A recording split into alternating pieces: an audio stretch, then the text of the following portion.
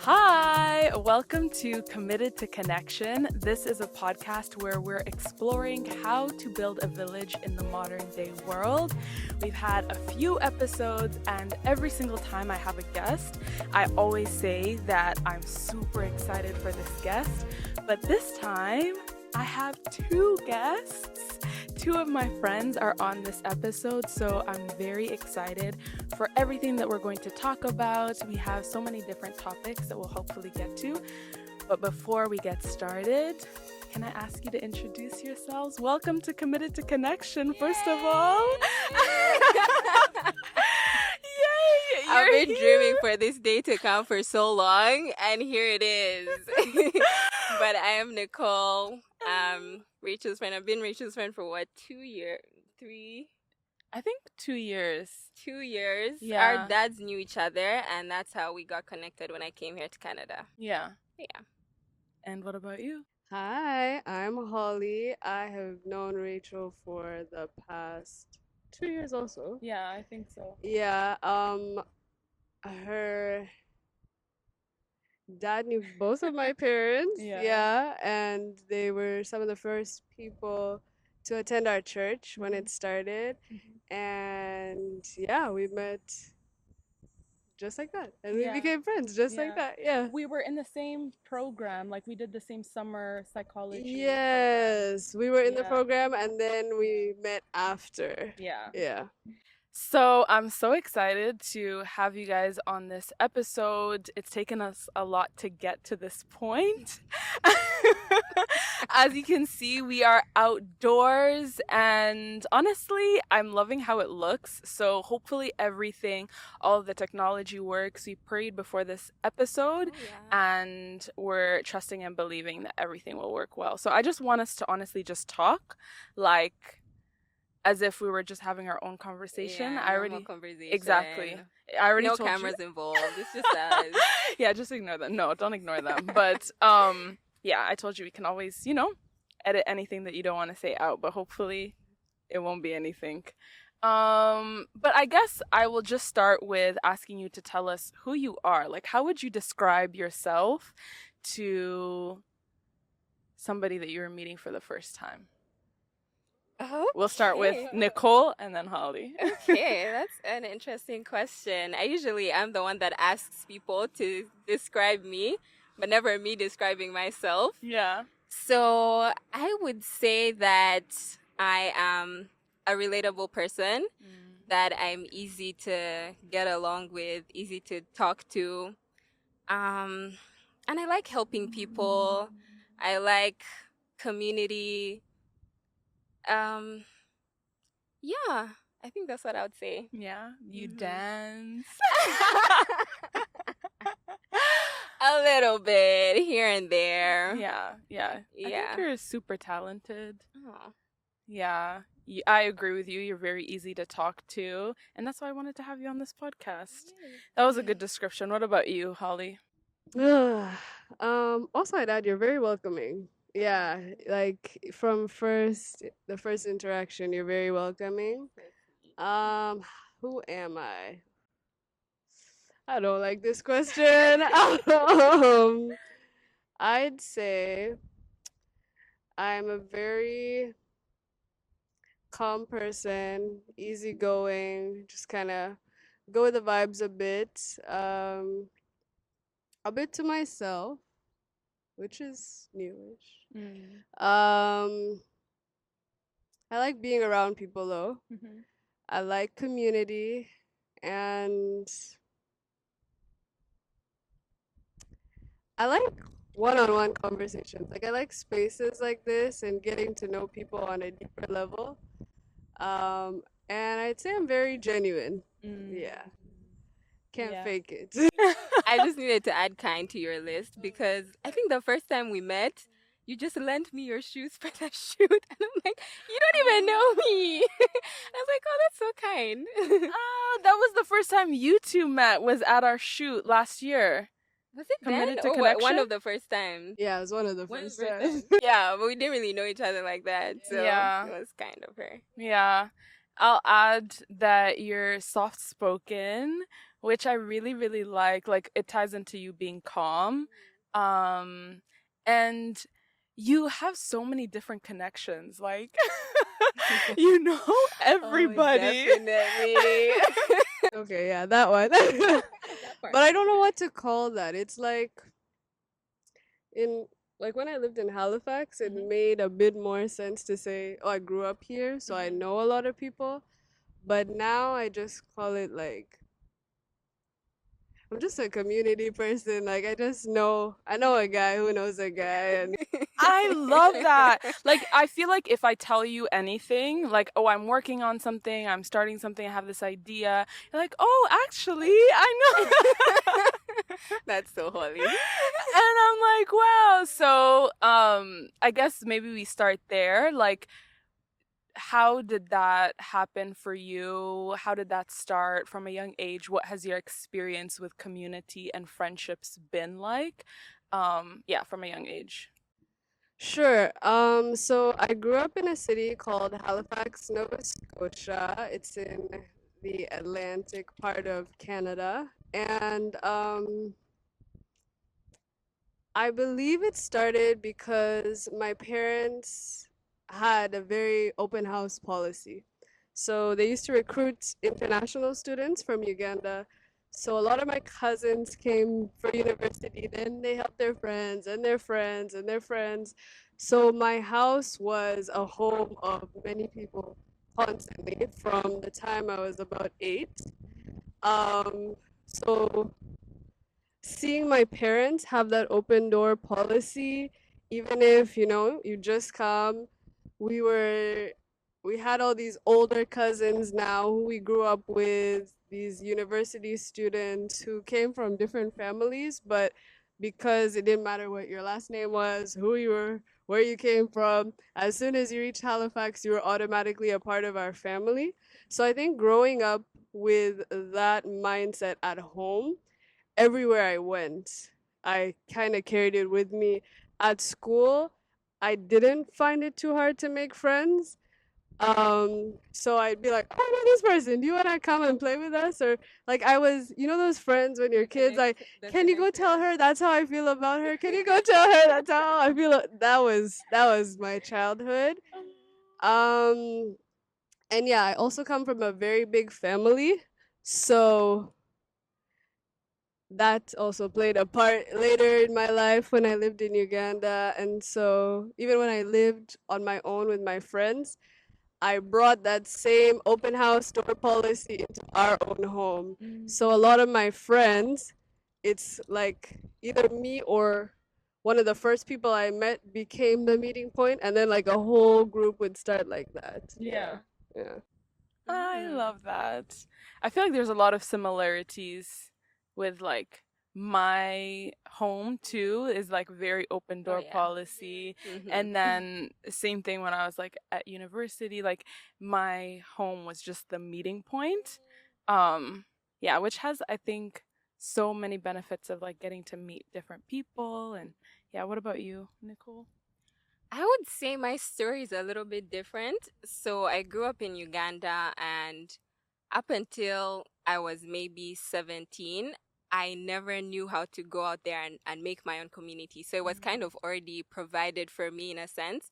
So in schools, I used to be very athletic. So I was on every sports team. I like immediately.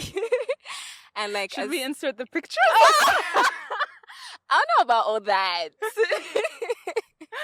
Yeah. But like, I feel like because of sports, that's how I initially met the people that I met, and that's how it carried on into secondary. That I did 1 year in Uganda, then I moved to Zambia, and like again, I joined a sports club, sports team. The first few weeks I joined the school, and those became my initial friends. But then it was different when I moved to Canada, and it's uni, and I'm not doing sports now. It's focusing on like my course that I'm studying, and it was a little bit different for me because I know I grew these skills of being welcoming, as you said, but like the initial point of like being the first one to go and reach out to someone was not something that I had developed on my own. So I definitely struggled in my first like 2 years of uni over here, and I was in Kingston. which is separate from like Toronto and the Toronto area. So I had no family where I was. And it was kind of tough where I had to teach myself to actually go forth and talk to people.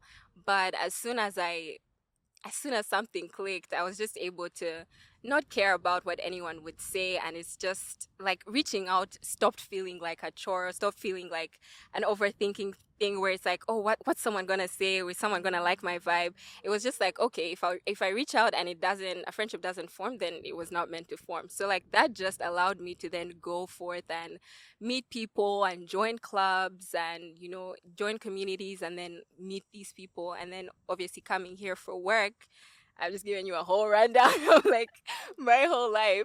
I moved around Toronto area for work, and I feel like I then got more exposure and my ability to meet people that share my same interests, so like maybe it being art or it being like sharing faith. So it started to strengthen in those connections too. Yeah. Nice. Okay, so even as you're talking, there are like so many different things that I wanted to touch on. But while like I'm listening to both of you, I hear there are so many different passions. And you didn't necessarily talk about your passions. Maybe I'll let you talk about your passions. But I know like we've connected over starting a podcast. The real ones know. And yeah, the real ones know. And you told me about like a play that or some production that you did in the past. And then you have like art, sports, dance. Is that it? Probably. Something to do with speaking. There's something to do with speaking that I see happening. I feel like I just like the arts. I wouldn't necessarily put myself there, but I do appreciate like conversation or like poetry and the arts. Yeah. You're a very good communicator. Like whenever we talk, you ask really deep questions. Like you say the same thing about you, girl. Yeah, but you have to have somebody to, bounce off of. Yeah. But anyways, I'm saying all of this because I feel like that makes it easy for people to connect with you because it's kind of like strings that they can pull on, right? Because how you develop relationships is through commonalities, and you have like both of you have so many commonalities that people can pull from. Do you agree with that? Like, have you seen that in your life of that's what's really helped you to make friends is like being passionate about different things and finding like-minded people? Definitely. I'd say that is what has got me in many different communities. So it's like a good thing and a bad thing because it's a bit of shape shifting, I find, where when you're easygoing, you can get along with everyone, but sometimes if you dwell too much on the commonality, it might not be something that maybe like is your whole personality, but you can have different things that you're passionate about and not be so zoned in on one, and you can just be friends for like that very reason. So uni friends, church friends, and yes, they're getting the same version, but maybe the things I used to do in university, I don't necessarily do anymore. Yeah, definitely. Whereas the people in my church are watching me on a very different level. Like we're growing in another, like it's more spiritual, whereas before it was more relational. And yes, the two overlap, but there's so many like intersectionalities and stuff. So it's I don't know if I've answered your question properly. Yeah. Like I was going to say that's a great point that you bring up, because when you have like a lot of skills or talents or things that you're interested in, a lot of the times the friendships you make are kind of solely based around there. And then there's that point where it feels like you're being fake because you almost can't mix these friend groups because they're totally different people, but you still are able to connect with them individually. And so there's that portion where it's like, what's my real, like, who am I for real? Like, what's my genuine self outside of, all of these small niches of interests. Yeah. Ooh. Actually, I was gonna ask you guys a question based on that. Um, in school, studying community development work, when we were studying about community, they said one of the things that brings a community together is almost like a commonality identity. And so, do you think that you can be part of many communities but have one identity? We can come back to that. Wow, no, this one needs to go back home and think. The type of I question. really love that question.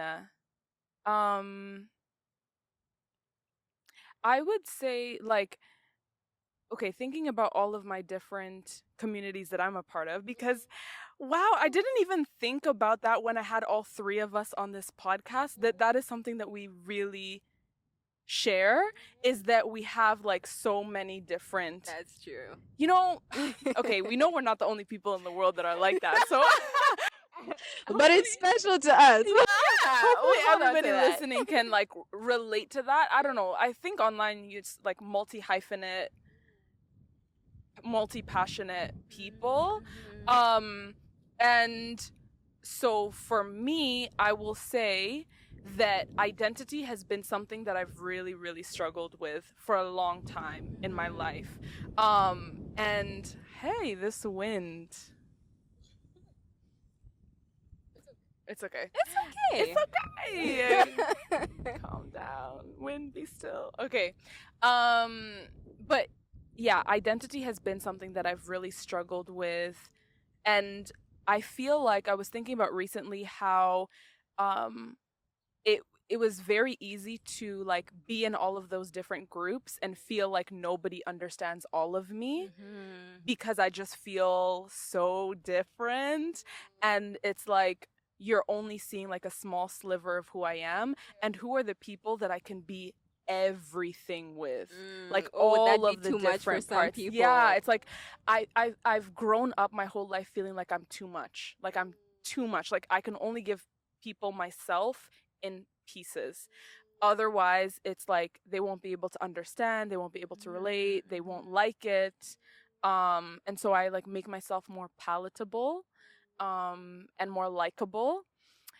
But that being said, to answer your question of whether it's possible to have one identity, this is going to sound so corny. But the truth is, I do believe that my identity is a child of God. That's it right there. Yeah.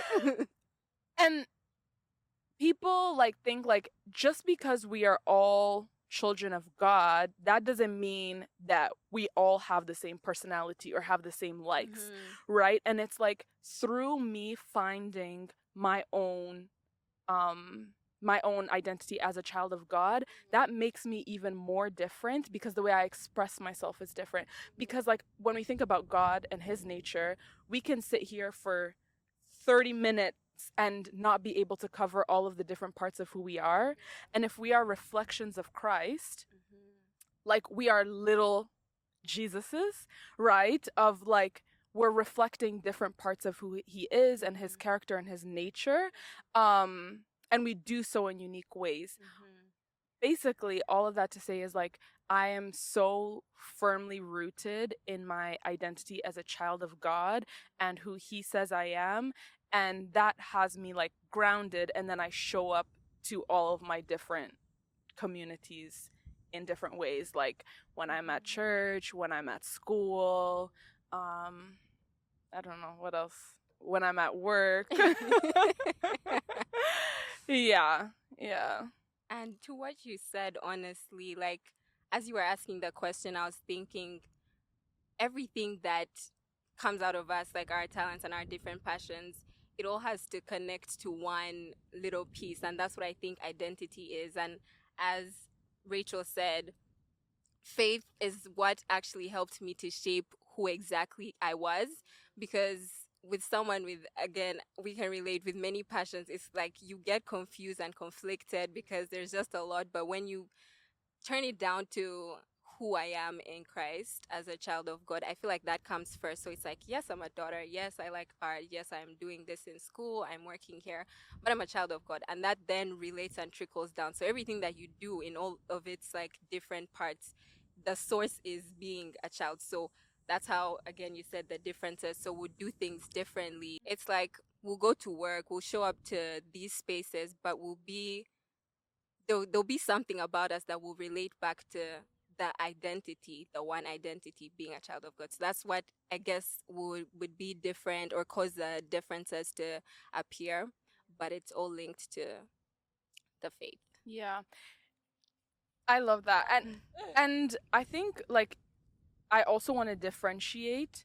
There's a difference between like my relationship with God and my church community. Like those are two different things, right? And I feel like my identity isn't in the church that I go to, right? So like Louder.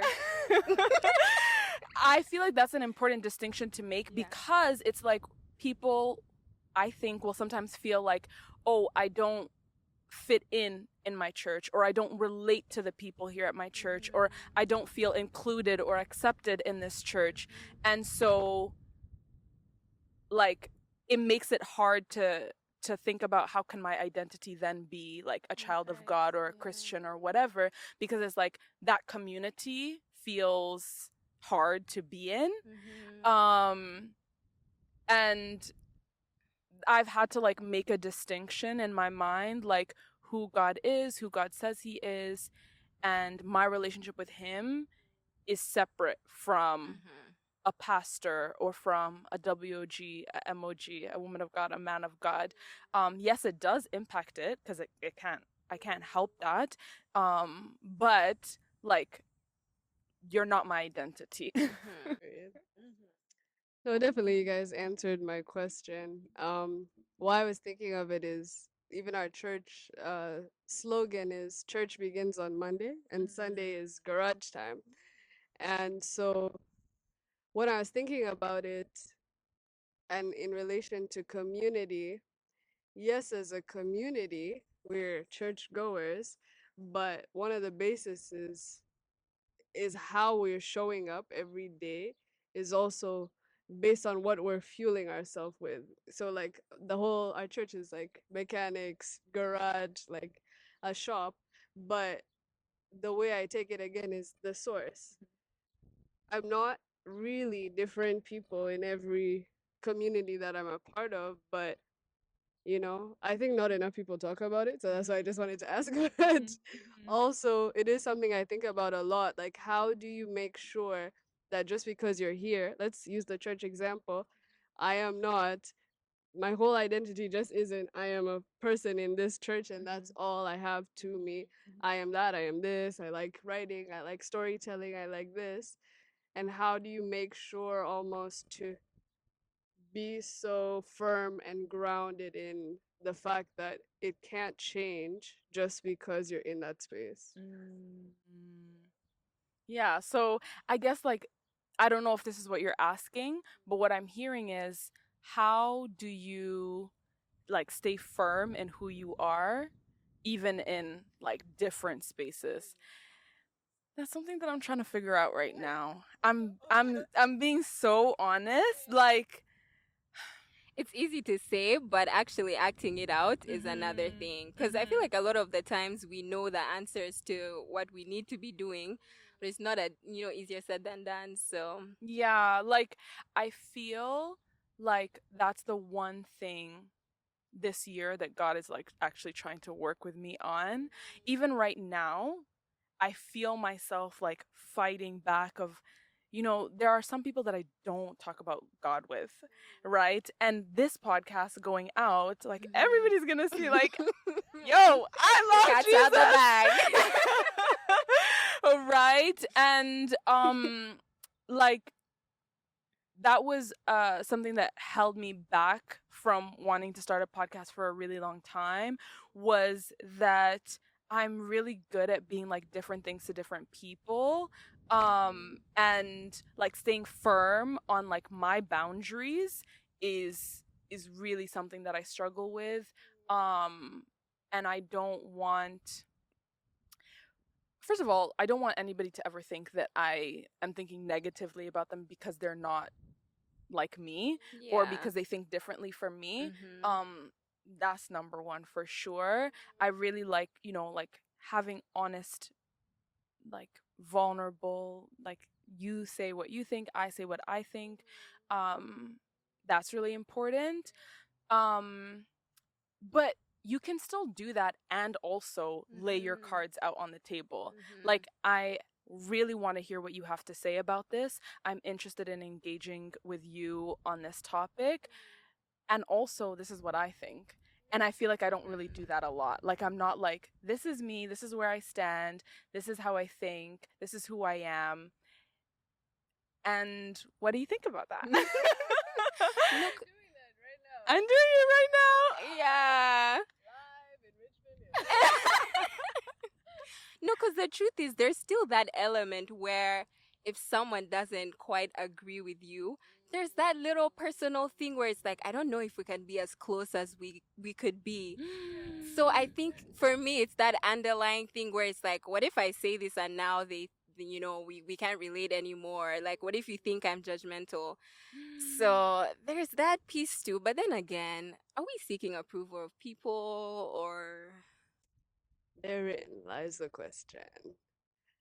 But yeah, no, it's a journey. I asked because I'm on the same journey. And I think it's really good to have these conversations just to know. I didn't mean to ask you so many questions on the first question. No, keep asking, keep going deeper, deeper, deeper. Guys, I'm sorry. We're gonna have to ask hard questions because what you just said made me think, what are the things that you can be close with somebody? Hold on, let me ask that question again. It made me think, what are the differences that are okay to have in a friendship, and what are the differences that will break the friendship? Because like you just said, you worry about feeling like you're judgmental, or like this difference of opinion is going to impact the closeness of the relationship. So let's dig deeper, guys. Explain to me your process of, friendship, and like how you get close to friends, and how you determine, like, is this difference going to make or break a friendship? No, she really put us on the spot here. Do you want to go first? Okay. The first thing that came to my mind, which I feel like is at the top of the list, would be values. I feel like it's difficult to connect with someone who differs a lot in the way that Nature. in the way that they think or they conduct their lives. So whatever I hold dear to my heart. I want to pull out a verse. Because I was just talking about this like 2 days ago.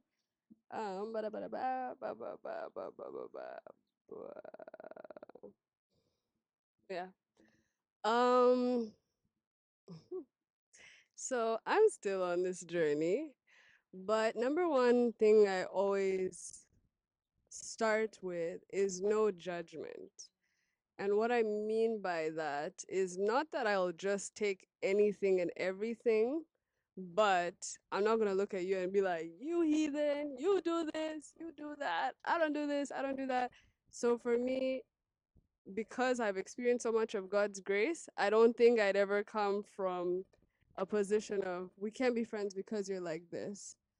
But in saying that, once I get to know you, once I get to see the things that you value, then I'll also show you me. And I remember my mom used to say this a lot in high school, because I was that friend who, when people wanted to have tough conversations, they would tell me to go do it. So a lot of times, like, you know the right thing, but you just kind of want to let someone do their thing. Like, they'll learn when they learn. And so whenever I'd be like, I don't want to tell them, I don't know why people are asking me, my mom will be like, but they'll never forget that you had the guts to come and tell them that. Because even if they don't change right away, they'll have that voice in their head that says, when I'm around Holly, she said that. She noticed that. And she had the guts to tell me that's something that can damage me. So that's how I approach it. So like I have friends who, let's say, smoke and I stop smoking, drink and I stop drinking. When I'm with them, it's not that they're going to stop. Some say I can't do it in front of you. Some I'm like, I'm not going to stop you, but that's just not a choice that I have with my life. And so when it comes to drawing the line in friendship, I believe there then becomes the point of like categorizing friends with like acquaintances, really close friends, certain friends that we can be like social friends, just hi, how are you doing? Because at the end of the day, you don't want to shapeshift. Uh, that's something that I struggled with for so many years, and I'm just learning now that if this space is something that is continually either pulling out what I want to stand for, taking away the heart of who I am, or forcing me to be someone I don't want to be, I can't be close with you. Anything else, really? Like, as long as you're not forcing me to do anything, and really no one can force you to do anything, we can be cool. But friendship, it's personal. So we have to have a certain level of agreement before we can become friends. Yeah. It's cool that you talked about the boundary setting, and I feel like that's something that's honestly one of the hardest things that I'm still working towards.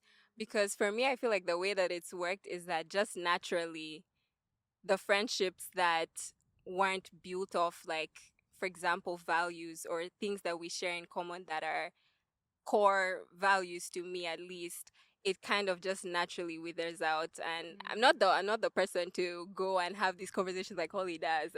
I need to get there, but like but I feel like in these spaces, so there's obviously certain people that you've met in different lights, and as you said, like, we grow and we change. So it's like, if I've always been meeting you in this space and I don't go into this space anymore, then just naturally we're going to be seeing each other less times, and then that would just naturally again affect the closeness that we have. So I feel like for me it's just been a natural thing, although I feel like I need to be more intentional about it in terms of like actually knowing and identifying the things that I stand for and the things that, you know, that are here, neither here nor there, but like at the same time, it's like, again, knowing like the close people, the acquaintances, and also understanding that it's not a bad thing. Like, it's not a bad thing for someone to just be your high vibe person, or for someone to be only knowing you in one context. It's just about having those boundaries up and welcoming peace in your life. You said something like, okay, so first of all, the whole thing about having different friends in, I don't want to say necessarily different levels, because I don't want there to be a negative connotation to the kinds of relationships that you have with different people. And the reason why I say that is because I think it will probably be a previous podcast episode. I don't know yet the order that these will go out in, but I was talking to one of my friends and we were talking about how, like, not every friendship needs to get super, super deep, but when it comes to friendship, you don't really have conversations regarding like how close are we gonna be. Yeah. In dating, you do, but in friendship, you don't say like, we're gonna be. That's We're gonna be like, it's just like we both have this expectation that we're gonna continue getting closer and closer and closer, but we don't like actually sit down and are like, this is the kind of relationship that I want with you. This is what I require in this friendship? Like, these are like the expectations that I have. Do you think you can meet them without like putting these expectations on a person that they never asked for or wanted? Right? So that's number one, is like, it's okay to have different levels of friendship with different people, but like maybe being more open and communicating, like, this is the expectations that I have. I'm not able to match that level of deepness because perhaps we have different values, all of those different things. Communication. Yeah. Heavy on the Yeah. communication. That's a big thing Yeah. because it would be honestly, it would be weird in this like day and age, sitting down a friend and being like, yeah, you know what, this is what I can do, but like this level, it's kind of only done in the context of relationships, so it's something that hasn't been developed, but I feel like it does need to happen. Would you be open to it? I would. I would, but I feel like it would scare people away. Mm. Would you be open to it? I think I have tried it. Yeah. How did In it go? really bad. Okay, Oh, okay. that's so encouraging. But it's because I tried to explain myself. And that was the issue. I didn't have to explain myself. I just had to communicate in a way that this person can understand. My expectation of what a friendship means to me involves this. I'm not telling you to be this. I'm saying this is what I expect. And my conversation was actually, I'm here to lower my expectations right now. Which went, you don't, I don't think you should tell someone what you're gonna do. Like, just do it. It's not working out. So, It wasn't like those exact words, but it was along the lines of, I don't want to put this pressure on you to be a person. If we've had conversations before, because I'm like a check-in type of person. I want to know. I love really hard, so a lot of my friendships get deep way too fast. And so as I was learning, okay, you don't do that with everybody. Reel it back in. Um, where I went full on with some people, if you just slowly back away, people are like, what happened to you? Like, who are you? I don't know you. I'm so used to you showing up this way. And so, again, like that growth thing, you're changing with seasons. And so, you don't want to make someone uncomfortable with your season. But what I'm still trying to learn how to communicate is where that sort of distancing will come in if it does get weird. Because, one, I don't want to say you shouldn't expect anything from anyone, but sometimes in our generation, it feels like that's the safest thing. Like, just don't expect anything. Just know everybody is on like one level. If it gets deep, great. If it doesn't, great. Okay, not great, but like, don't get too attached. Huh? It's so hit or miss, that way of thinking. So, trying in attempts to harden myself and be like, no, we have to be able to tell like what's real, what's for you. Really, it's a lot of prayer. It's a lot of God, show me who this person is. Um, I have been told though that I take a lot of my friendships like dating, which I don't know if it's totally bad sometimes because I think that's just how I love. It's very deep. Like, I don't know how to dial it back, but it's communication and expressing the things that are important to you really matter. Because this world has billions of people. There'll be someone that can handle you. And even what you were saying earlier, that you can feel like you're too much. No, you're exactly who you're supposed to be. And there are people out there who will take it and will show you so much love, will love on you in your entirety that you don't have to change anything. Whether you're having a bad day, a good day, they will love you exactly the way you need to. And so sometimes it just takes waiting it out. You have to go through, the friends, the this, the that. And when you meet your people, you found your community.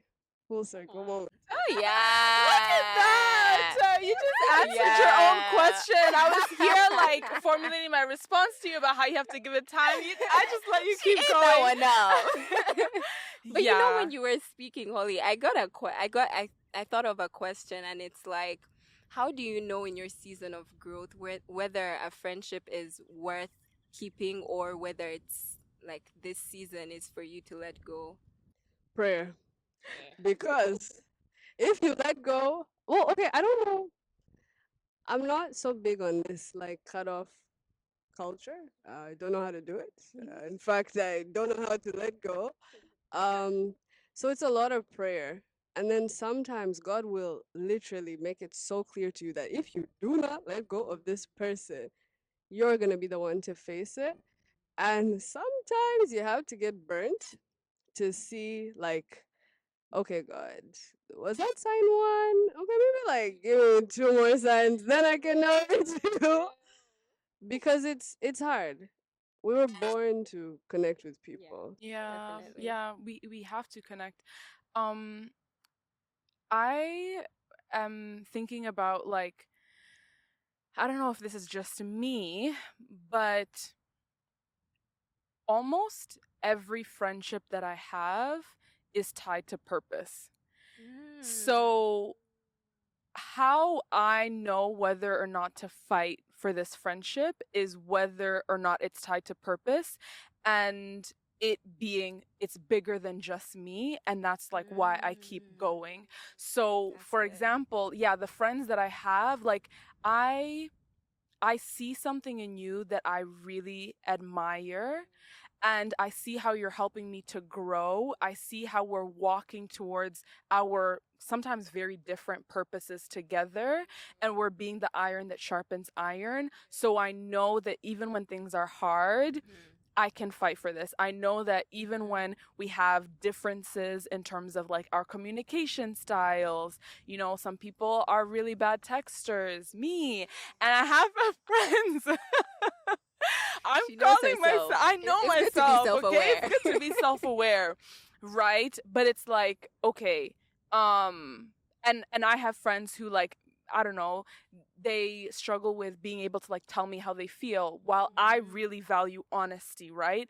But they're meeting me where I'm at, I'm meeting them where they're at, where they're helping me to, be a better texter, and I'm helping them to like be honest about their feelings, and we're fighting for this friendship Mhm. because I know that this is tied to purpose. I know that this is tied to something greater than myself. So Mhm. that's how I know to fight for this. And what I'm hearing is essentially like you don't believe in 50-50 like in No, I friendships. don't. I don't. Exactly. I So it's really like don't. there's some areas where there's your strength, so you're going to have to run them out for a friend. Yeah. And then there'll be areas where it's your weakness, and then they'll have to step up for you. So it's never, you come, I come, and then it's one friendship. It's like sometimes it needs that guidance, it needs that support on both ends. And that just reminds me for the support thing of like the story, this really nice story in the Bible of Moses. Was Mhm. it when he had to lift up his hands, and then Mhm. he was tired, and once he lowered his hands, then the other side was going to win the war, and then Mhm. his friends just helped him up to lift up his hands. And it's like Mhm.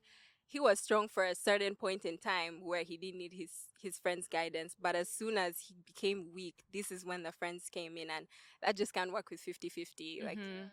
the Yeah. There are seasons where one is at 100, the other is at 30.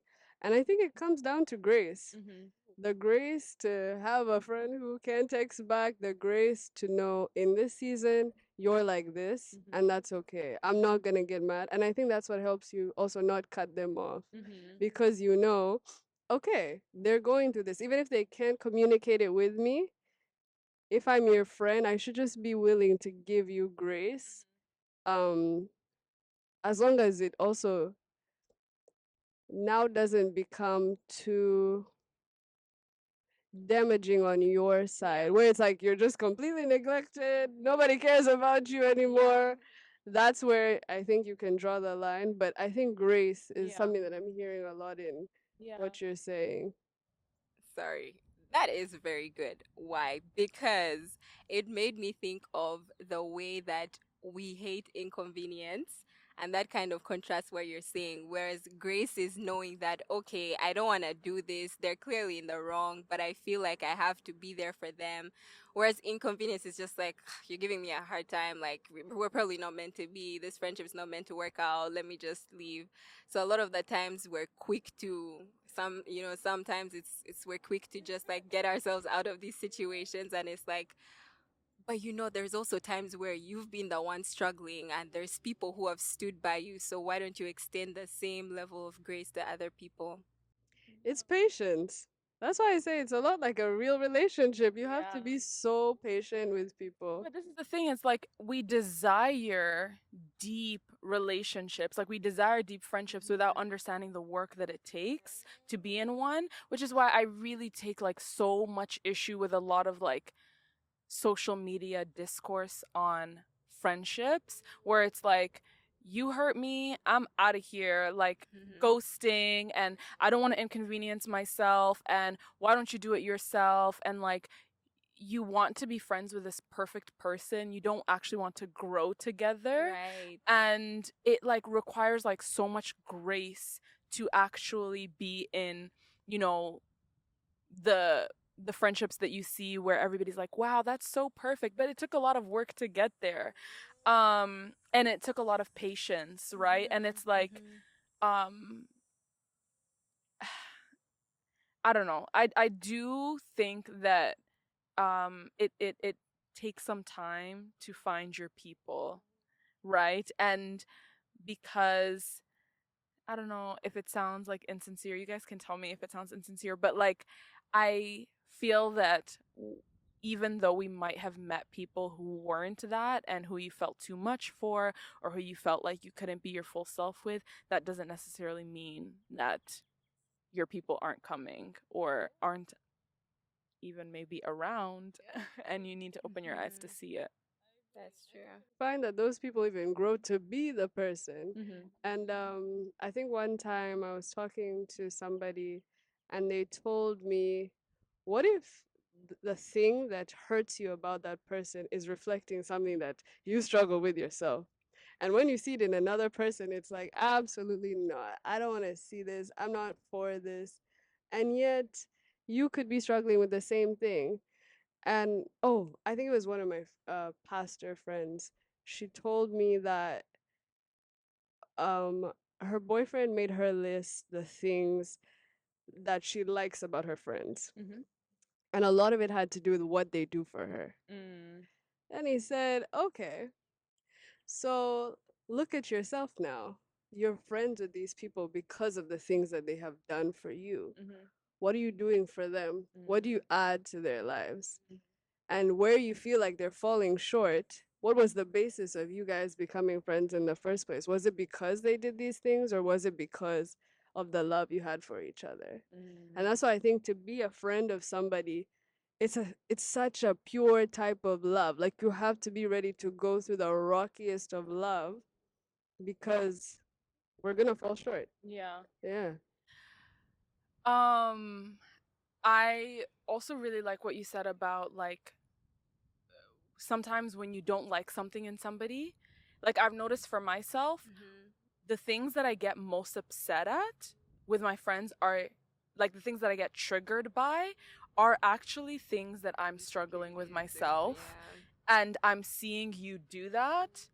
And like, let me give you an example, right? Like, for example, I can get very triggered when like people are like asking for too much help, or like not doing things on their own or not figuring it out.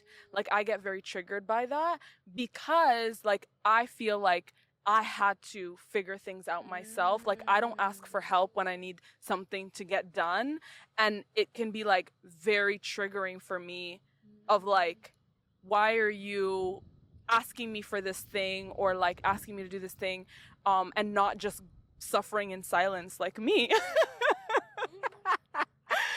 Do you see how that is? No, that is so true. That is so true. And Yeah. for me, I feel like as you were talking, that analysis is very essential and very crucial. Finding the why. I think I was talking to your sister the other day, and it's like a lot of these things. Sorry.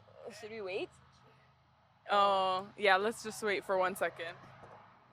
Yes, so I was talking about figuring out the why. So I think this can be applied in all contexts, but if something continuously triggers you, like I noticed there are some things that it's a pattern where when it happens over and over again, it's a trigger for me. It's good to self-reflect and find out like why is this happening. For example, if it's a friendship, like this person, I'm friends with this person, and whenever this happens, it triggers me. Writing out the why, like, why am I even friends with this person? Finding out the basis, like, is it that I'm benefiting from them? Is it that, and then that will probably help you when it's like every time you go through something, you go back and check, and it's like, okay, this friendship is worth fighting for because this is why I started it in the first place. I think that kind of helps in the sense of not wanting to like avoid inconvenience and wanting to like walk out of it. That the why in saying that this is a friendship that is rooted in purpose, this is a friendship that this is how we're both helping each other. It's the why that kind of grounds you, and it's similar to what you were saying, like finding out why does this trigger me, or why is this the case. And you could also expose like fake friendships, essentially, like if you were probably just leeching on this person and it's like, is this worth even, there has to be some restructuring going on. But I feel like it's a good like base point to ground yourself and understand, and then build up from there. Yeah. And it goes back to, I think you answered your own question of like, how do you know when to stay with a friend? You go back to your why, finding your why. And like, even this whole thing that we're talking about, like when it comes to inconvenience, and also you were saying something earlier about how you're able to enter into your friendships with no judgment, right? And it just made me think about how like in our society today, it's like if we do not think the same, if we are not the same, if you have like certain flaws that I don't like, or if you like do certain things that I don't like, then I'm completely done with this. Whereas I feel like generations before us, it's like we have our disagreements, but then we also have chai afterwards. And we're also continuing, you're still a part of my village, even though we might have our differences, right? And it goes back to like, not everybody needs to be your best friend. You don't need to be buddy, but they are still a part of your village. You still ask them for milk when you need milk. You still ask them for eggs. You can still ask them for a ride to the airport. You can still hang out together and have fun and laugh and all of these different things. But we might not have like the deepest, I come to you crying when things are not going well in my life. And like, we need to figure that out again, is like, it's not 0 or 100. And like, that's how you build a village. Anyways, I don't know if you have something to say to that, because if not, then I was going to go to the next question. Okay, let's move on. Let's just go, because we're going to stay there. Okay, well, I just wanted to ask you guys, like, around being East African, being Ugandan, how that has impacted, like, that cultural upbringing has impacted the way that you view your friendships and also just your identity in general.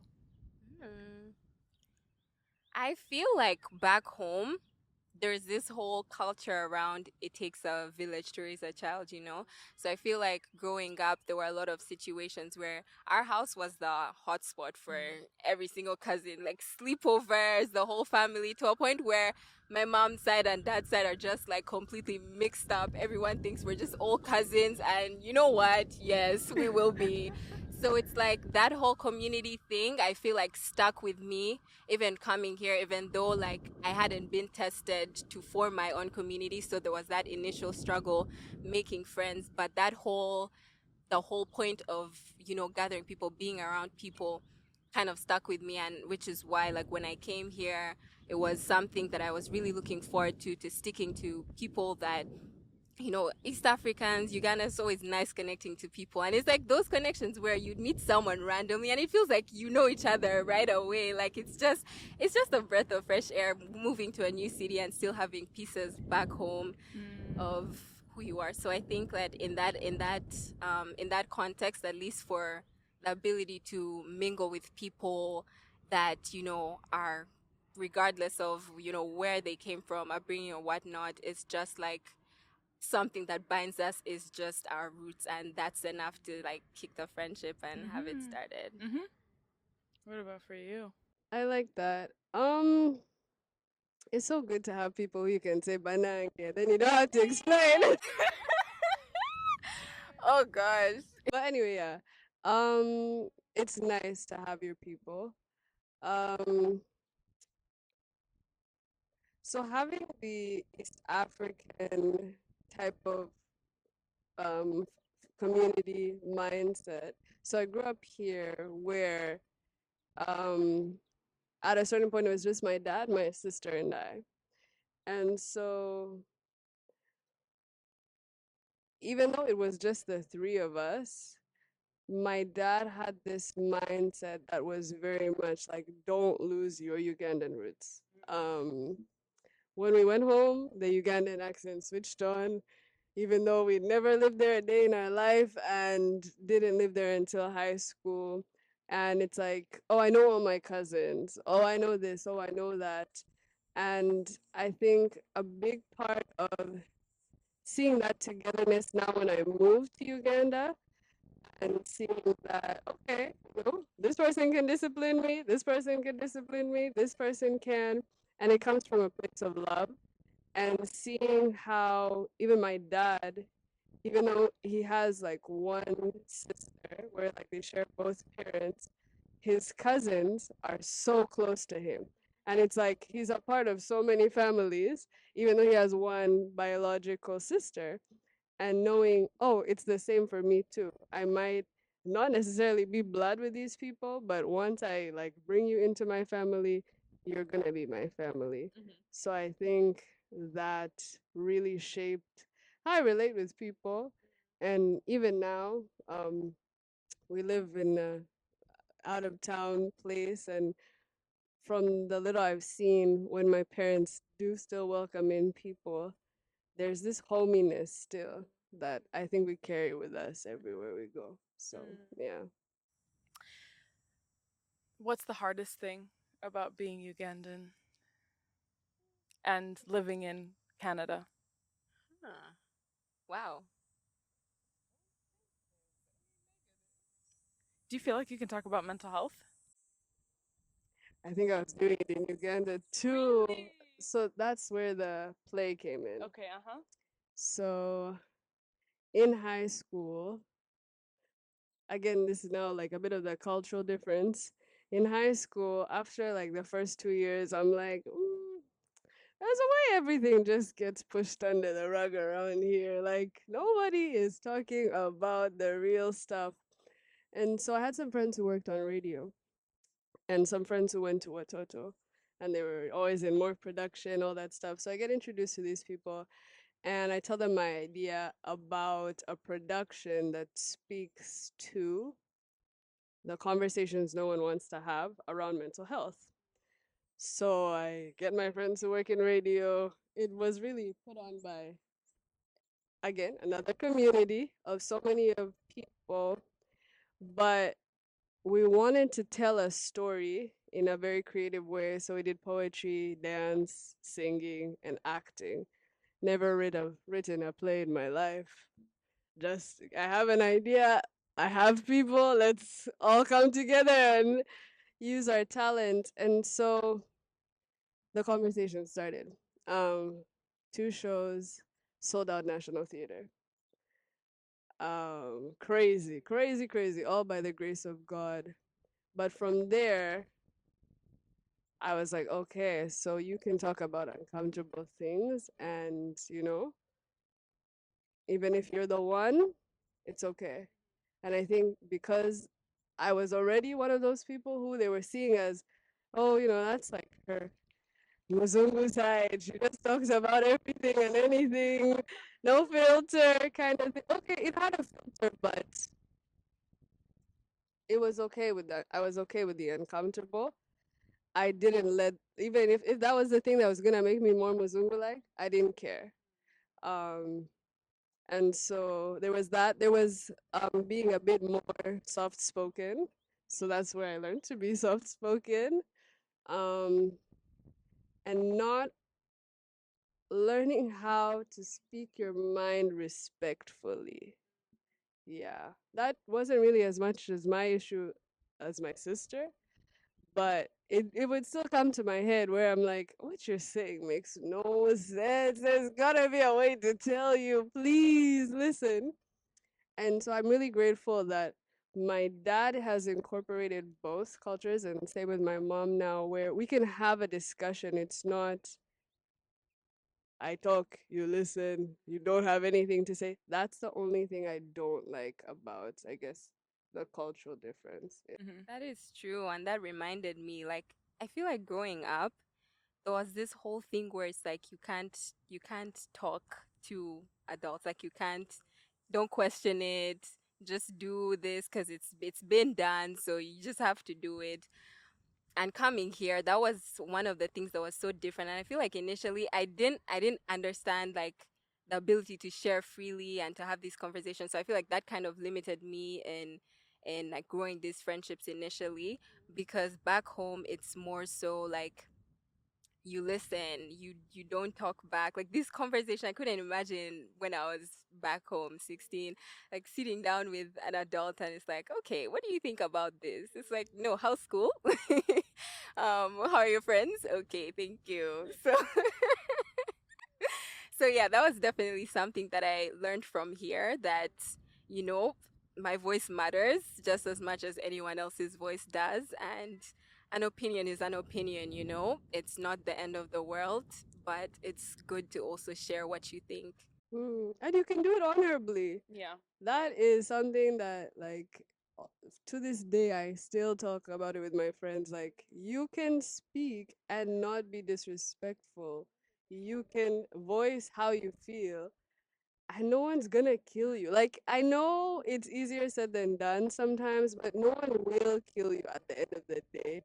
And like, you're a human being. There's still certain things that you should be able to say. Yeah, that's something that I think we are trying to learn more of in these times, is how to speak the truth with love. Oh yeah. And it's Oh, that's possible. good. Like you can be kind and honest at the same time. It might take a little bit of work. Um, What about you? what about me? To answer the question? Okay, so from my perspective, like having spent more of my life here than Right. in Uganda, that's so sad. It's so sad. Not even jokingly. Like it's No, really we'll teach sad her everything she actually. needs to know. I know. Yeah. Before I go back, Yes. are you going back this December? Okay. Okay. No. Guys, I'm gonna be by myself. Oh my god. She's saying this. Watch her day one, and she has a community. Like right away. She's like, If you are watching this and you want to be part of my community, then please reach out so that I have friends on the ground. But honestly, guys, I would say that I love my culture so much. And there were times in my life where I did feel a lot like an Oreo. Or actually, I was called an Oreo. I was like, yep. I'm not saying yeah, like I'm saying I relate. Yeah, I see. yeah. Well, I was called an Oreo because the way that I talk, like I sound white, but I'm obviously black. And I think that growing up in the West, like regardless of my skin color, I'm mixed. I am Canadian and I am Ugandan. Sure. And I think that a lot of people like think only people who visibly look mixed like really have those struggles, but like it actually has helped me to realize like I am both. And there was a time where I pushed away my Ugandan side, and then there was a time where I pushed away my Canadian side, where I was like, okay, because first of all, what does it even mean to be Canadian? It's not too much to hold on to here. You know what I living mean? here. Like, The there's not accent. like a culture. It's just the accent, and it's Yeah. just maybe like a mindset too of like a Western, Yeah. more generally Western mindset. But I think it has really, really helped me to be surrounded by, um, it has helped me to be surrounded by like Ugandans and by people who are embracing their culture and embracing who they are, because I would say, for example, when I had just moved here, yes, I did have like aunties and uncles and things like that, but people my age, I didn't really have those relationships. The people my age also were born in Canada or grew up in Canada. Um and so like it's really helped me to have friends who are my age, who aren't just Canadian or Ugandan Canadian. Um that's number one. And then number two is like, weirdly, I can't explain it yet. I don't know if it even makes sense to talk about, but because I want to like model vulnerability and all of that. So you guys know Anatoria, right? She released a Christmas album in December. Yep. And I was watching the music video, Go Tell It on the Mountain. And it's her in Zimbabwe, and it's so beautiful. And I remember I just started crying. And I was like, I don't know why I'm crying, but I had like such a visceral reaction because I feel such a love for my country. And like, even like with me like trying to learn the language, and I try to go there as often as I can. But the reason why I didn't want to talk about it is because I don't know what it looks like. Like, it's not in music, for example. Like, I'm not going to create a music video in Uganda. And like and so I don't know why I have this burden on my heart. For example, I was also listening to Dunson's new song with Grace Lubega, Jesu. Yeah. I was listening to that, and I was also crying. And I was listening to it while I was doing homework, and I'm like writing my thesis, and I have the YouTube in the background. I was actually doing a time lapse because that helps me stay motivated to study. And I'm like working, and I'm like listening to the song, and I'm listening to him, and I'm like crying, and I'm like, why do I have this burden? Like, just such a burden for this nation, and like for my generation in this nation. And like, I don't know what it's going to look like. I don't know why, but I know that, I don't know, I love my country. I think it's a love. Like, you love where you're from. Yeah, it's a little bit of a longing too. I don't know. A belonging place, almost. I don't know if I belong yet. I was gonna ask, like, as Ugandan Canadian, have you always felt like you fitted in Ugandan settings? No. I had to lose my accent in 3 months because I felt weird for having it. Like, that thing till today, I'm like, how was it weird? I was the one that in my head sounded normal. And not that I don't like the Ugandan accent, but I'm like, why is this weird to you? Like, this is where I'm from. Why should it be an issue? And it's almost easier to blend in here than there sometimes. Like meeting Ugandans here versus there, is that what you're saying? Or you're meeting Canadian? Meeting Ugandans here. Okay. Because back home, well, okay, I was also only in Uganda when I was a teenager, so very. Yeah, context. Yeah, I was How long were you there? So you were born, where were you born? in the UK. You were born in the UK. I came here when I was 3 months old. Okay. Lived in New Brunswick, then in Nova Scotia. Then I went to Uganda when I was 14, left when I was 19, came back to Nova Scotia, then now Toronto. I think maybe it's because sometimes I feel like I just think too outside the box. Here it's okay to think outside the box. Like, even when I lived in Uganda, I liked the weird kids. Because I'm like, I see a little bit of myself in you. And even my friends would tell me, like, you're so odd. There's something it's okay to be different here, Mm. and yet there's almost like a uniformity that can be good and can be bad. Mm. So maybe that kind of ties into what I was saying about uncomfortable conversations. When you want to think outside the box, it's not too welcome. Mm. But I think that's not just Uganda. Yeah. That's Africa. Yeah. Well, maybe just being black actually. From what from what I've seen. Yeah. Yeah, because you can't be too much of anything. Mm. That's Yeah. my thought. Yeah. I would Right, Nisha? agree with that. I would say that like there hasn't necessarily been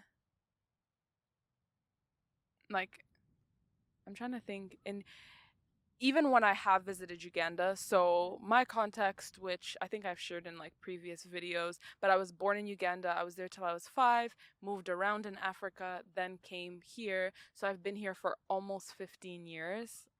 Ugh, that's The so sad. mathematician's calculating your age right I now. know. That's fine.